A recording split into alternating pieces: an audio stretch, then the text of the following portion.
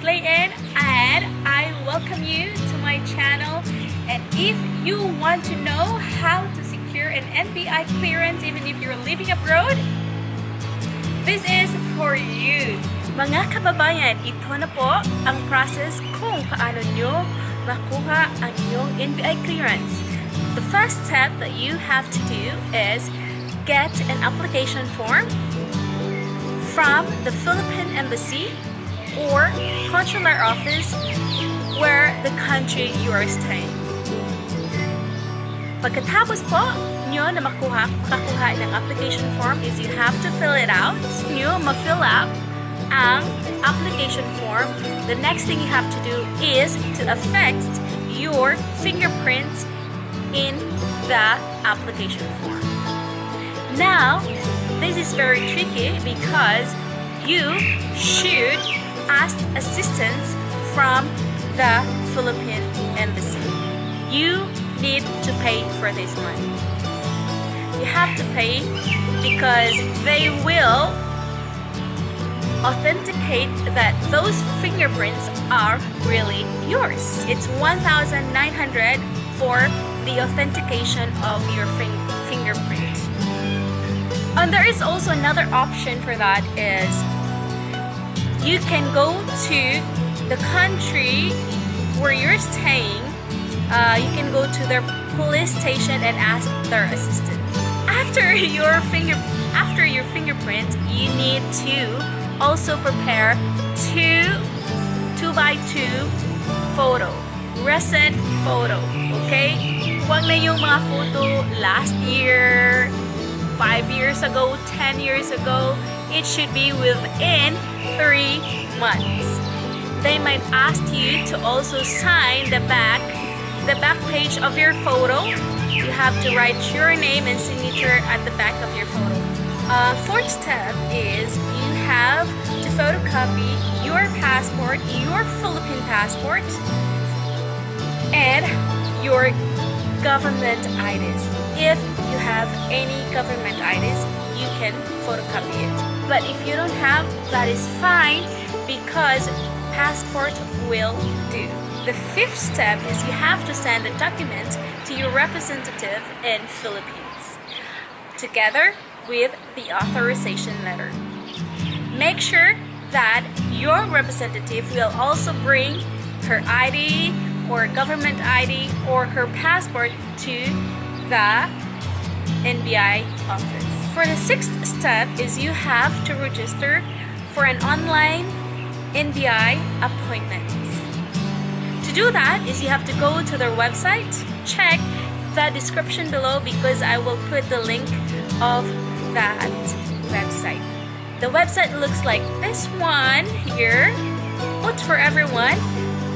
If you are going to register online and then after that you can get a reference number, that reference number you have to take note of that and keep it because it is very important for the payment. You need to show the reference number to the cashier. Is you have to choose the NBI clearance center.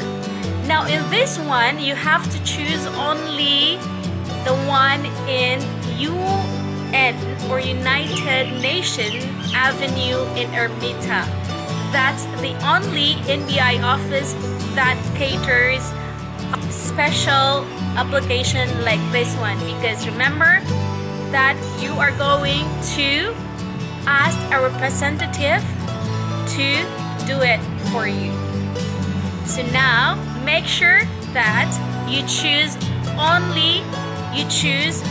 the NBI clearance center only in United Nations or UN Avenue Ermita. That's the only branch na nag-a-accept ng authorized representative. And also, don't forget to tell the representative to bring their ID or passports. Once your application is filed, you will get, as I've said, you will get the reference number and keep it because, or take note of that, you have to write that or you have to screenshot that because you need it for the payment. Now that you have the reference number, it is now time to pay. You need to pay your application worth of 140 pesos. 140 pesos only. For reference code, you can now pay your application in the NBI Clearance Center in UN or any Bayad Center. Just show the reference number, or also you can pay it in coins.ph. This is not, I am not the representative, but I just saw it for your convenience. You can pay it there as well. After yung payment, pumunta ka doon sa second floor. Meron doong office na nakalagay na mailed application. Because last time nung pumunta ko doon, nagpila ko very long queue. And pagdating ko doon, nung time ko na, sabi niya, ay ma'am, sorry, hindi pala dito. Doon ka pala sa office where it should be, where it is, doon ka pala sa office na para sa mga representatives, sa mailed application. They call it mailed applications. They call it mailed applications through representative. So you have to go there. Instead of lining up, you just go straight to the office para ma-save yung time mo. Kasi ako, nag-waste talaga ako ng time doon, mga kaibigan. Nag-waste ako ng time, naglinya ako. Kasi akala ko doon din. Pero hindi naman kasi ako sinabihan na, oh, you have to go straight. So now that you know, you can just go straight to the office where it says mailed application so that it could save your time, big time. So, now that you have filed and paid for your application, all you have to do is just wait for 5 days. So for example, nag-file ka ng Monday, makukuha mo Friday. So yung last time is nag-file ako Monday, nakuha ko siya Friday na. Friday ko na siya nakuha. So it was very fast. Pagkuha, very fast as long as there is no long queue. Don't go away yet because I still have some tips for you. You have to be very careful also because there are people outside the center who will tell you that they could online register your application. Yes, they could do that, but you also have to pay them. Where in fact, you could do it free inside. But because it is free,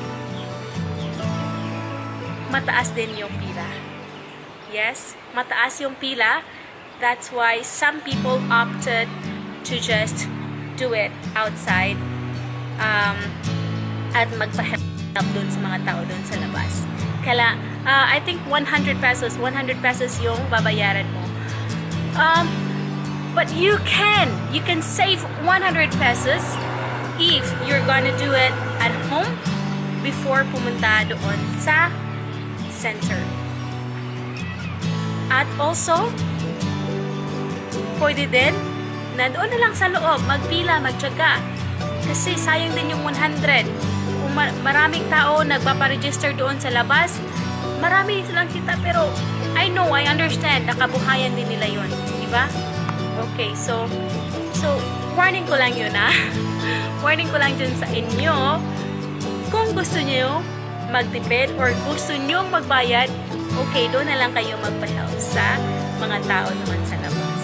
Okay, so, pero advice talaga ng NBI na wag kayong magpaparegister doon sa mga tao sa labas kasi baka yung information na malagay mali. So, ina-advise talaga nila na doon sa loob magpa-register or you have to register online yourself. Yun lang po. Sana po ito ay nakakatulong sa inyo and have a good day and see you in my next one.